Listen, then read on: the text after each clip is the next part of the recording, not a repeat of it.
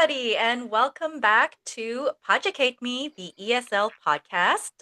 We are here today for a very exciting interview, right, Hannah? Yeah, it is going to be very exciting. Hi, everyone.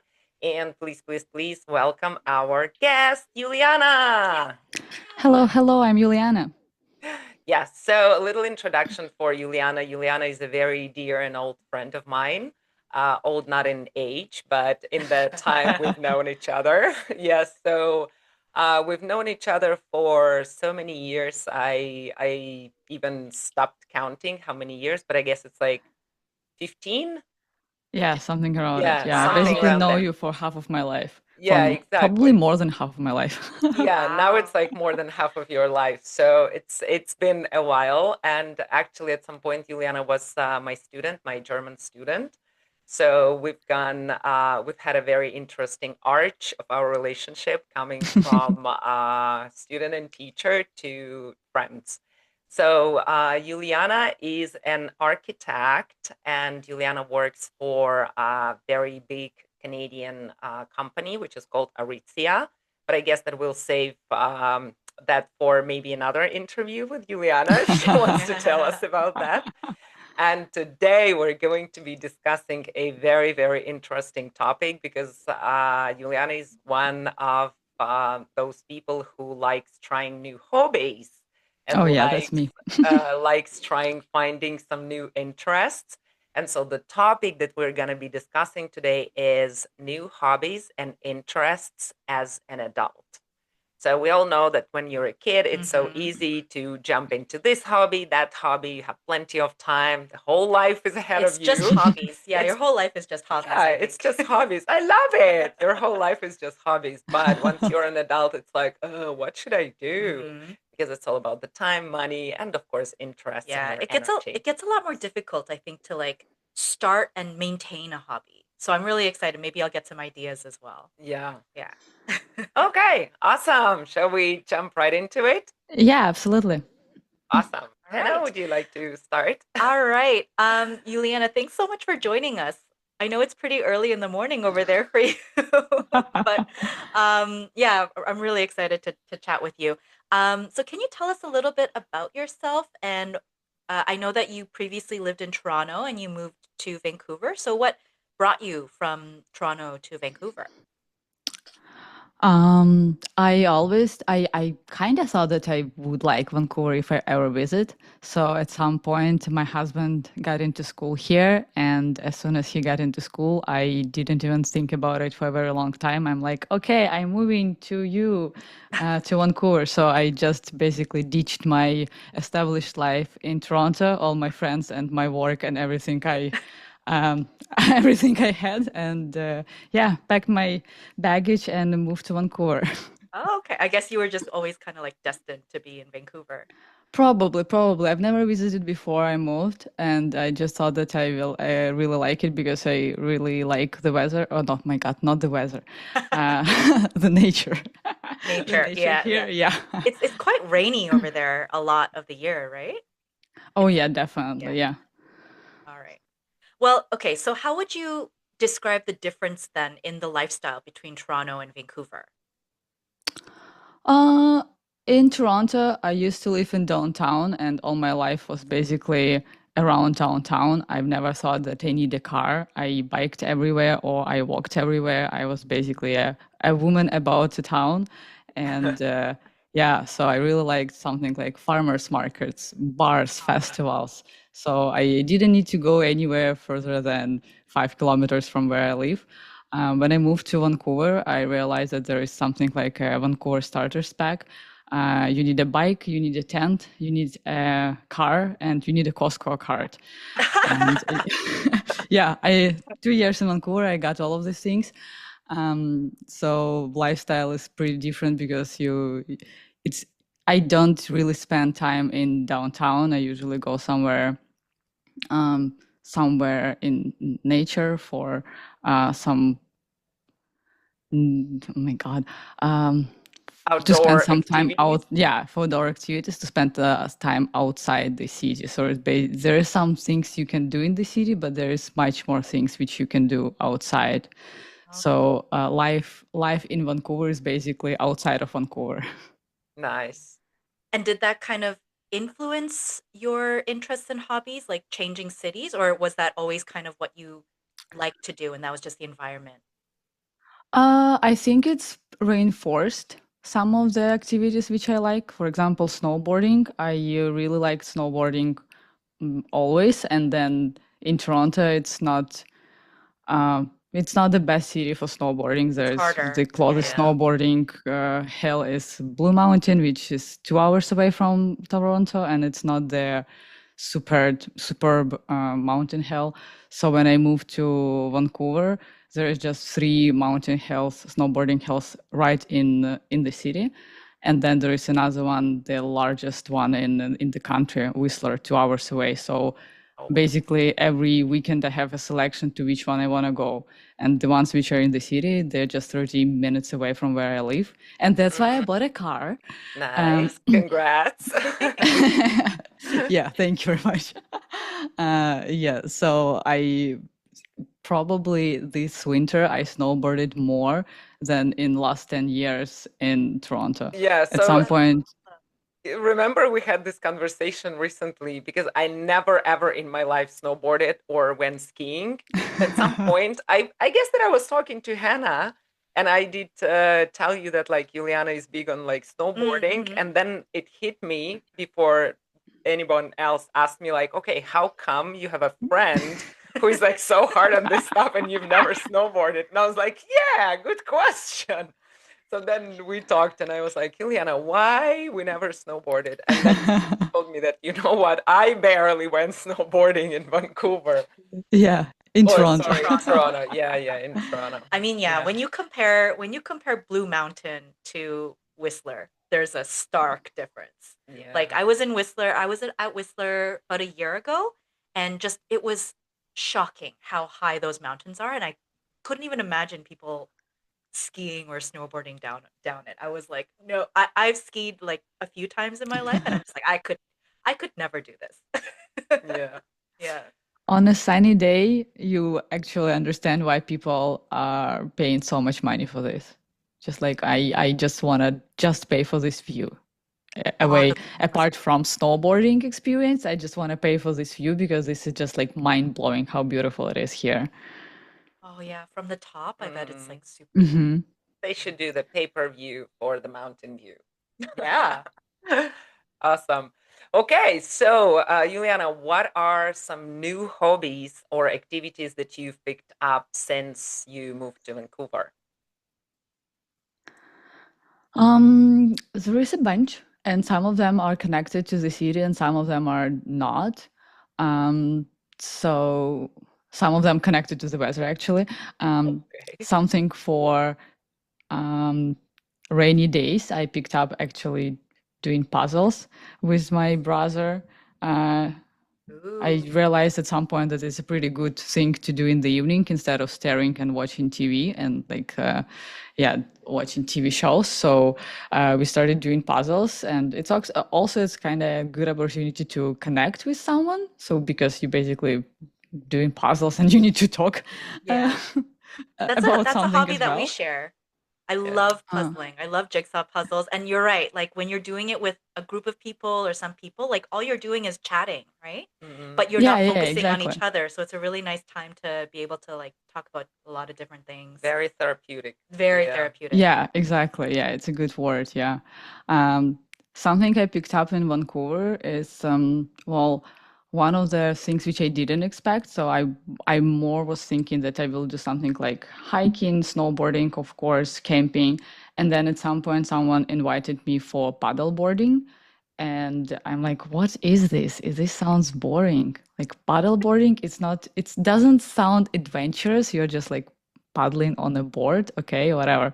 Um, so I tried it, and Well, basically, you need to bring a drink with you, and then it becomes much more interesting. So Adventurous, I guess. it much more adventurous. Yeah, yeah. And when I say drink, it's not always like an alcohol drink. You can bring a kombucha, and it will also become more interesting because Yeah. you're in the middle of the lake. You open your bag, which somehow you manage to bring to the middle of the lake and don't drop into the lake. This is part adventurous.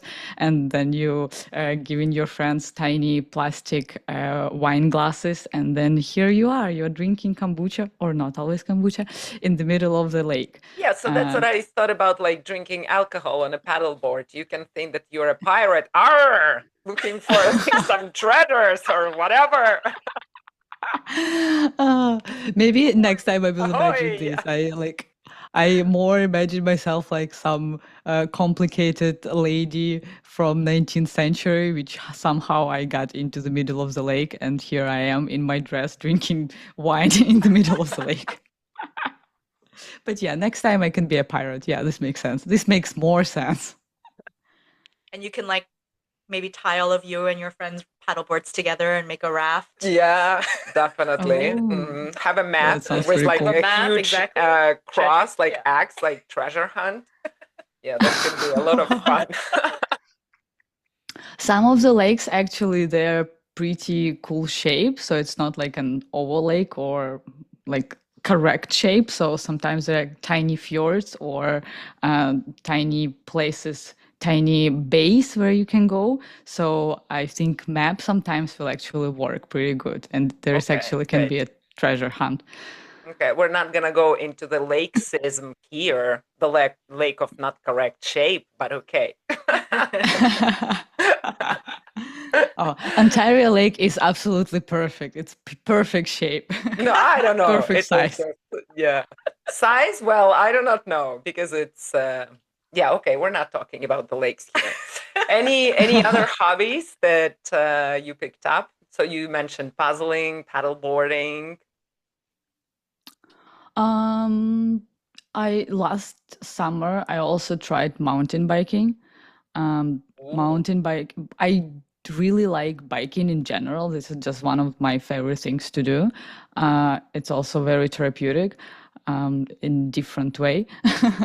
And I have a very adventurous friend, and it was his dream to come to Whistler to mountain bike. And no one is mountain biking, and he kind of was ready to do this on himself by himself. But he's like, well, would be nice if someone joined. Blah blah blah.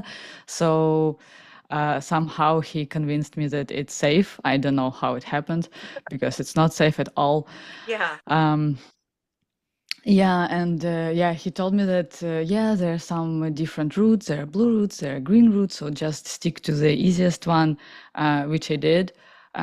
If you know how to bike, you kind of can mountain bike, but it's a very different sport. It's so yeah, it's very complicated. You need to work a little bit on your posture, and he oh, explained this to me in the middle of going down. I was super Oh, okay. scared, and Great I'm like, timing. what am I doing here? Why am I here? I believe you Um, mentioned that you about the posture that you are not actually sitting on a bike. yeah, You have to be like Like half hovering. standing. yeah, Yeah. yeah, exactly. You're hovering, and also your feet supposed to be parallel to each other. Because when Oh. you're standing on a normal bike, your one of your feet is higher than another one. So Hmm. all your weight is basically on on one leg. And when you mountain biking, you're basically in Balancing. you're like on a balance board Hmm. basically, but your balance board is a bike, and then you're just Wow. going down On very rocky quickly. ground. Yeah, Yeah, and yeah, everything is on yeah, fire. Yeah, you're on yeah, fire. yeah. Everything's just fine. Enjoy. Uh, of course, I was thinking that I'm going incredibly quickly, that I'm like super fast. I'm a rocket. And then he showed me a video of me, and yeah, it was ridiculous. I was super slow, and I was like, this is so scary. This is so scary. And yeah, I didn't look cool at all. Um, Oh, I'm sure you did. I'm I mean, yeah. at least I in the mean, pictures you sent me, you did look cool in your helmet and on the bike and all that on a stuff. mountain, Yeah. yeah. I'm sure that it looks really cool. Awesome. Yeah, I really, really enjoyed it, but this is I didn't expect that I will get into it at all. This is not something I planned to do, and then somehow, yeah, people trick me in doing different stuff. Yeah, so I I'm guess that trying not to. yeah, I guess that you I'm kind of trying not. answer. Sorry, you go. I'm trying not to say no when someone suggests doing something new. So I usually say yes. This also opens a lot of opportunities to meet new people and also do something new, and also do something new with people who already know how to do it. But exactly like in the with mountain biking, sometimes I don't know what am I getting into. Yeah. Okay, so you kind of answered what I was trying to say, our next question, because we wanted to ask you if there was any hobby that you picked up and you was surprised that you actually liked it. So I guess that it was the case with the mountain biking. Oh yeah, definitely. Yeah. At first, I expected it to be a little bit easier. Then I was incredibly shocked at the top. I was almost crying, and then when I tried it couple times, because you buy a pass for the whole day, and it's expensive, so you kind of wanna use this great Money. opportunity, and yeah, and and spend the whole day. So after first time, my friend wasn't sure that I actually wanna do this again, and then I'm like, I think I will try again, and I really enjoyed it. And then during last summer, I think I did it 2 3 4 maybe times, yeah, and I hope that this summer I will do this again. Awesome. That sounds like so much fun. So then when you first moved to Vancouver, how did you start finding like so with mountain biking, you got into it through a friend of yours that was already into mountain biking, Yeah, right? yeah. And so like for some of your other hobbies, how did you get into it? How did you find these hobbies? Was it through like friends or people, meeting new people, or did you like look up stuff online, I kind of have a list of things which I want to try. It's like normal people have a bucket like a list bucket where they list? put like travel to Iceland, and Yeah. my bucket list is basically a whole bunch of different hobbies which I want to try, and Oh, some of nice. them are incredibly boring for some people, or even sometimes for me as well. I just don't know about it. So my bucket list is like uh, try some kind of martial arts, try ceramics, take couple music lessons. So, and I'm basically going through my bucket list and crossing things out. So one of the things. So what was the question again? Like how did you start finding these hobbies? Through friends or meeting new people, or did you search them up online? Sometimes I'm very strategic and I'm like, okay, I will try to do this thing which I kind of want to try, because I think that this is a place where I might be able to find people which I will like. Okay. uh, this happened um, when I was taking French classes in Toronto a couple of years ago. I thought that this would be a good place to actually meet people who I might like, and this is exactly what happened. I have one of my closest friend. This is a friend who I met at French class. So I expected that I will like French, and I expected that probably there will be people who I will be able to connect with. Um, Very often I just go through my bucket list and thinking like, oh, it's a good time to start this. Oh, it's a good time to start this. And of course, when I was living in Toronto, I most often I was starting something new because people were dragging me somewhere, or because I wanted to try something with someone. Um, Now it's more like You're I dragging wanna. people to do Yeah, stuff. exactly. Yeah, yeah. It's the other way around. Yeah, it's either I'm just I'm coming back to the things which I wanted to try for a while. So for the last 2 years, I'm moving through my list pretty quickly. Um, and sometimes someone suggests something and I'm like, yeah, sure, let's try. This sounds like something weird. I don't really want to try this, but yeah, this can be a shared experience. Ah, what the hell? Let's do Yeah, it. exactly. Yeah, yeah, yeah. That's really it's really cool. Like it seems like you're very like self-motivated to be able to jump in and get Hmm. into these new hobbies and things. And It's also really cool. explore. And Yeah. explore, yeah, and take those risks and take those challenges. I actually wanted to ask you what's your what's kind of the biggest challenge that you've had in trying something new as an adult? Um, Sometimes I think it's probably very general for people who are trying to find hobbies as adults because you're like you think about yourself as a complete person. You kind of think that you know everything about yourself, and you think that you know which things you like and which Mm. things you don't like. And as an adult, I don't think that adults are ready to fail in something basically. So people Yeah, go and try yeah. something new and they want to excel in this something. So sometimes it's very difficult to let it go and just enjoy the moment instead of trying to do something very well. Wow. Mm, That's deep. I love yeah. it. No, That is truly. deep. Yeah, I love no. it so much. That's exactly how I think that's exactly how I feel. Like I will start up some hobbies sometimes and then I don't follow through with them. And I think it's a little bit like what you said. You're an adult and you think, "Oh, I should already be good at this," or "I already know who I Hmm. am," or and Hmm. then when you're not perfect at it from the start, or it doesn't like grab your attention from the start, you just kind of abandon it, Yeah. right? So I And think also, Yeah, I guess that the adult thing is that, like, I'm the master of my own life. So if I don't like it or I I don't don't have to do excel in it. it, like, I don't have to do it. I don't have to live through the Yeah. embarrassment I of never failing at I never something. thought about it that way. Yeah. But you're right. Yeah, that's totally it's a big challenge. Hmm. Yeah. but I think the fact that as an adult you can stop doing it at every moment, it helps me a lot because when I was a child, I felt a pressure from my parents. When I start something, I feel Hmm. like I need to follow through, and now I'm like, I will just try it and whatever. So one of the things which I recently tried, which was on my bucket list, is to try martial arts, and I selected Taekwondo, and I tried it last fall because well, there is kind of a gap in weather in Vancouver when summer is over and then winter is not it's not on yet, and then there is a gap with just like rainy days and you don't know what to do and you're like you just sit at home and feel miserable.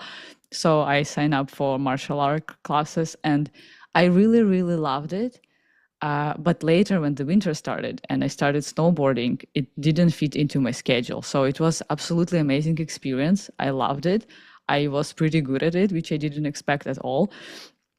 And then I just stopped doing this, and I had a closure. And I'm like, well, I don't need to go through with it. I tried it. I liked it. I know Right. that I can kind of do this, and that's Checked it. it on the bucket list. Yeah, exactly.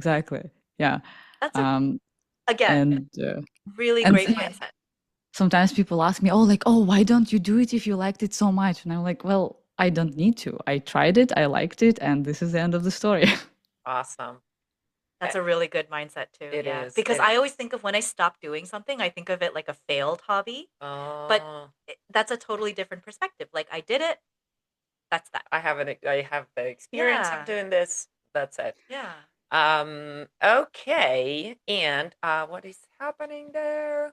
No, on the Yeah, I know. yeah. Okay. You mentioned childhood, and I wanted to ask you if there are some hobbies that you did as a child that you tried again as an adult, or that you want to try again as an adult. Oh, definitely. Yeah. This is probably connects more to my Toronto life. So at some point, I was already living the routine, which I really liked, but something was lacking. So I already had a job. I had established circle of friends, and all my days were kind of the same. But I really enjoyed it. But I felt like something was lacking, and I was trying to find new hobbies. And at that point, I wasn't ready to start something absolutely new. But then I thought, well, there are some things which I enjoyed as a child. Why don't I try those things and test it out, whether I will like it or not? So at that point, I signed up for soccer league with my office, and I Oh, also wow. start. No, this and I is new also information for me. oh, What? it's absolutely new information because there is a reason for it. Okay. I will tell you. And Okay.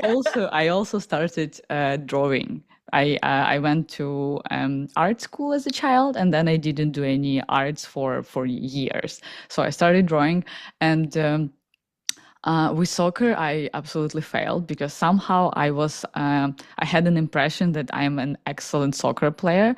The very first day when we started playing, I injured myself. Then Oh. I couldn't play for probably 4 weeks. And it's a summer league, so it's just seven. I think the whole thing is 7 or 8 weeks. So I was out for half of it. And then I came back and I realized that I don't know how to play, that I have a memory of me being good at it as a child, Hmm. but apparently I wasn't. I was never good at soccer. And this was absolute surprise for me. And I'm like, how was it? How did this happen? I thought that I'm excellent. So yeah, it was a moment for me to actually think like, well, probably when you think that you're excellent at something as a child, maybe you're not. And it's okay to try it Expectations, as a reality. yeah, exactly. It's okay to try it as an adult, and then, well, maybe you're not as good, and then you just need to live through this, and that's fine. But Yeah. on the other hand, I started doing art at the same kind of the same moment. I started taking classes, painting classes, and I loved it so much. I remember that I liked it as a child. I remember that it was it worked for me, but I don't remember that I felt something special when I was doing this. I just remember that I was okay, like pretty good at doing this. And then I started painting. I took some classes. I was continuing doing this on myself, by myself, and it was just so therapeutic, and it was just such a great exploration of what I can learn and what can I repeat and what can I end up with. And there are Wow. so many different mediums and styles, and yeah, I tried a whole bunch of stuff, some of it better, some of it worse, some kind of mediums are easier to work with, so watercolor is always a frustration. Oil, Markers which were also. sounds markers, yeah, I tried markers. Markers were awesome. It's easy to control markers, so I really like this. Yeah, so I think that it's a good idea to try something you liked as a child, but I think we should be ready as adults. We should be ready that experience will be different. Yeah. But also, about like trying out all of those different hobbies, you kind of become expert, maybe even like superficially, but still you know more stuff than like general public. I Yeah. Why I have this idea right now is I remembered how one of our trips to New York, remember we were hunting for a specific type of paper for you to draw Oh on. yeah, yeah, yeah, And yeah, I'm like, what? yeah. Like, you need a specific paper? And Juliana was like, yes. So we were looking for this paper in New York in a specific store to bring back to Toronto. I don't remember Uh, whether it was like about the price that it was cheaper in the United States or they didn't have it in Canada. I I don't think they sell it in Toronto. At Yeah. least at that moment, I couldn't find it in Toronto. And in the store in New York, where we found it, there were just two albums. So I took Yeah. one, and there was just one left lonely album. Yeah. Um, I still have it, by the way. Nice. I used Nice. probably like five pieces of paper, and it has 100 pages. So Oh, I used cool. five So you pages, still and have I it. still have it. And Hmm. right now I'm not using it, so I just have a very expensive Still like expertise, notebook. right? It's So like, cool, like having to like mhm, look for certain things or like accessories or what is it, like equipment mhm, for a specific hobby. It's always fun to like yeah. also get really into that stuff too. Yeah. Okay, so I have another question. When you begin a hobby, I mean, it seems like you quite confidently go into it without any sort of expectations, but do you ever have any like I guess you could call it beginner anxiety? Like nerves or some sort of nervousness or anxiety before you start something? And if you do, like how do you push through that? Um, I definitely used to have it more. Yeah. Um, Now I think my expectations for myself are so low that I don't have it. just just lower expectations. Lower your expectations. Okay. Yeah. Remember the It's soccer. Remember the soccer exactly. girl. Exactly. Yeah. Yeah. Yeah.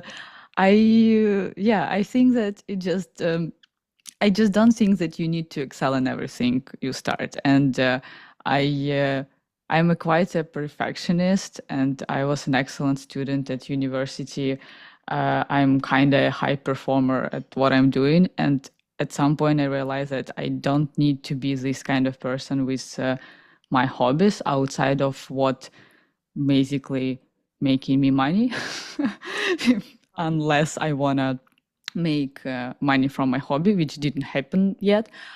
So there is absolutely no need to put pressure on myself. So I'm going into new hobbies with very low expectations. And I'm like, well, I will just try to enjoy as much as I can. And if I fail, whatever, nobody cares. I just need to have fun. So for me, it's the, um, the reason I start something new is to have fun.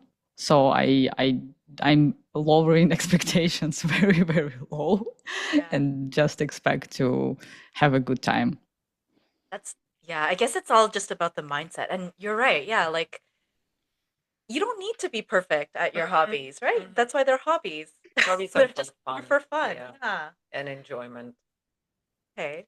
Awesome. And doing all of those amazing new activities that you've picked up or came back to, how did it help you to meet new people or make friends in Canada, both Toronto and Vancouver? Like you mentioned, one of Mm, the friends from the French class, I assume there was Stephanie, right? yes, yes, Yeah. yeah. So what about any Uh, other friends that you've met through your hobbies that stick with you?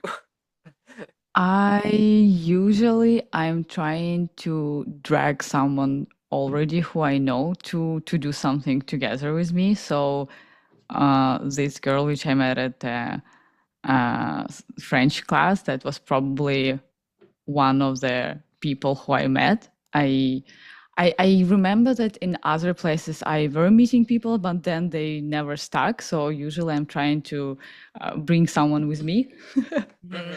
and yeah, someone from my existing group of friends, and do things together. All right. So for the last part of every interview, we do something called the quick fire round. Mhm. And this is where we ask you three quick questions and you just have to answer like the first thing that you think of at the top of your head. Perfect. Okay. All right. So let's go with our first question, starting with question number one. Din, din, din. Mountains or ocean? Mountains. Oh, okay. That That was was fast. quick. Yeah. Okay, Absolutely, for sure.